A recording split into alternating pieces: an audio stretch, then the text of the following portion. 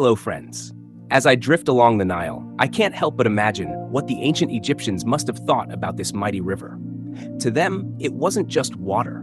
It was divine, a gift from the gods, a force that gave life and could just as easily take it away. In fact, everything around them, the sun, the sky, the land, even time itself, was connected to the gods. Because if there was one thing the Egyptians truly believed in, it was this: the world was filled with gods, and everything happened for a reason. Let's start with the big one, the sun. Every morning, as the sun rose over the Nile, the Egyptians saw it as Ra, the sun god, sailing across the sky in his celestial boat. Every evening, he traveled through the underworld, battling chaos and darkness, only to rise again the next day. To the Egyptians, this wasn't just a myth. It was proof that life was cyclical, that order would always triumph over chaos. And order, or Ma'at as they called it, was everything. Ma'at wasn't just a goddess, it was the very foundation of Egyptian life. It meant balance, truth, and harmony.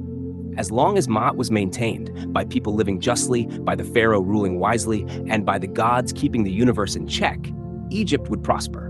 But if Ma'at was broken, chaos would follow. And nobody wanted that. Now, when it came to gods, Egypt didn't believe in keeping things simple. They had over 2,000 deities, each with their own responsibilities. Some were as powerful as Ra, while others, like Taweret, the hippo goddess, were called upon to protect pregnant women. There was Thoth, the ibis-headed god of wisdom, Anubis, the jackal-headed guardian of the dead, and of course, Osiris, the ruler of the underworld. Speaking of the underworld, death to the Egyptians wasn't an end. It was a transition. They believed in an afterlife, but it wasn't guaranteed. To reach it, you had to pass a series of tests, including the most famous one of all, the weighing of the heart.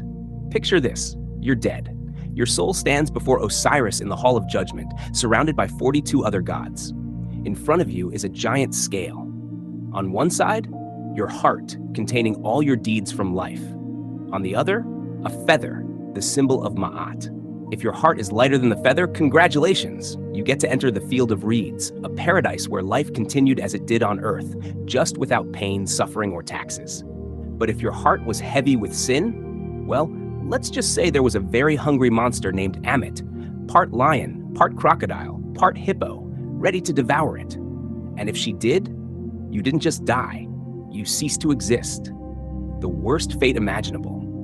That's why Egyptians took mummification so seriously. The body had to be preserved, the right spells had to be recited, and the proper offerings had to be made.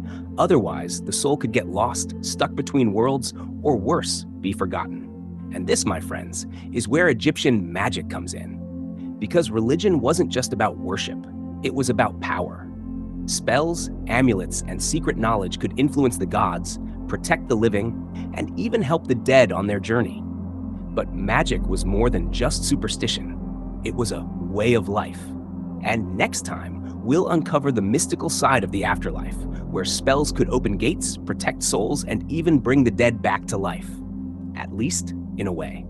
Join me next time as we step into the world of Egyptian magic and the secrets of the afterlife.